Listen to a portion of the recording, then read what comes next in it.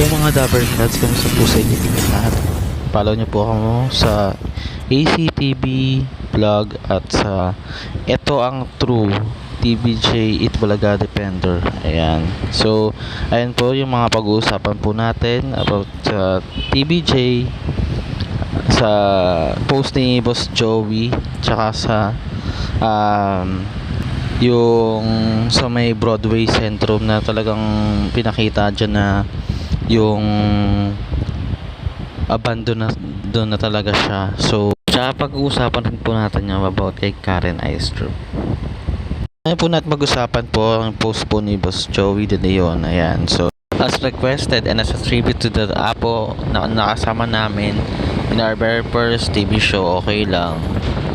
Then, here's the longest knock knock I did yesterday on Itbulaga to the tune of Apos Ewan, Sing It.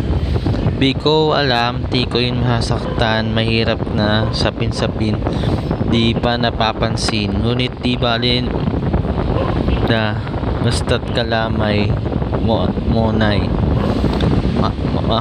Mahablang ka, keso di bola, ngumiti sa man.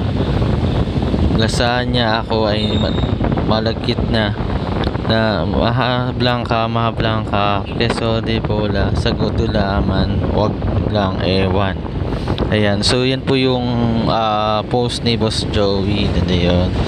So, meron po akong isang nakitang post sa YouTube na pumunta po siya ng Broadway Centrum at pinakita niya po na yung abandonadong Broadway Centrum. So, kung saan po galing ang Itbulaga noon, di ba? May nakita rin po siyang tarpaulin ng Itbulaga doon. So, talaga naman wala na po talaga yung Broadway Centrum. Tapos, sa panghuli nating balita, yan. So, babatiin rin po natin si Karen Aistrup. Siya po yung nagbo-birthday po ngayon ng kanyang 15 years old. So, happy birthday, Dabber Cats Karen Aistrup. Sa huli, follow, like, and share. Thank you guys.